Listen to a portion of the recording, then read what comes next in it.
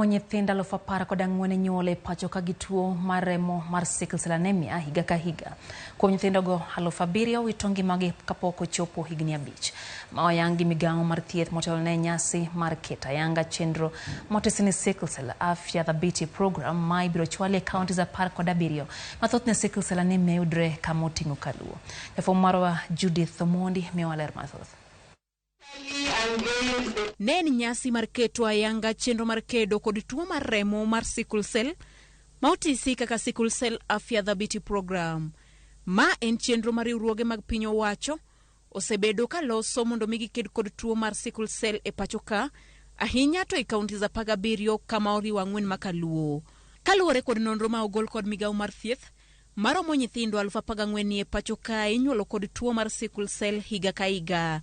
E kwanni maromo 7,000 wito ngimagi kapok oromo jo higni 5. Kwanni manonro yango ni medore oke pacho ka kende to e piny mangima, koro kelo medruok mar paro ewi kaka inyal ked kod tho ma omondo mag jotuo mag sickle cell. About 14,000 children are born every year with sickle cell disease in this country. Unfortunately, half of children who are born with sickle cell disease, they die. Half of them die before they reach their 5th birthday. So if we have 14,000 children that are born annually, 7,000, we lose 7,000 before they reach their 5th birthday. So those born this year, by the 5th birthday, half of them would be gone. Jotuo mag sickle cell mane oyuoro e nyasino ne oywak ni piny owacho osejwang'ogi kendo ting' mar thieth e gima omiyo thothgi wito ngimagi e hikgi machon.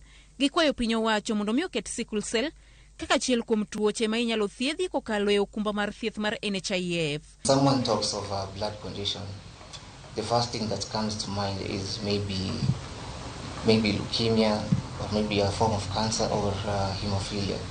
But us sickle cell warriors are the ones who hold the majority of the numbers in such case, but we do get the least or the poorest service that is being offered, and I'll really hope that changes. Director mar chenro mag thieth e Migago mar thieth Dr. Zainab Gura okonie wi paro mag chik 4 magitemo dhiro mondo mi opuodhi tuo mar sickle cell biro bedo moko kuom tuoche ma ibiro ketie lai manyime mar thieth. Ministry is looking at making sure no one is left behind in the spirit of universal health coverage. That spirit of leaving no one behind includes that you will not miss healthcare that you need because you cannot afford. So ability to pay should not be the criteria for you to get the healthcare you need. We are also looking to make sure that it is not because of the type of the disease you have. So no one should be left behind because they have the certain type of diseases. Dweni mangima idhialo e kedo kod sickle cell, kendo chenro mar sickle cell afya dhabiti program biro dhi nyime kuom higni 3 kendo kelo paro ma opogore mag nonro, gero klinik mag sickle cell e kinde mamoko. Judith Omondi, Ramogi TV.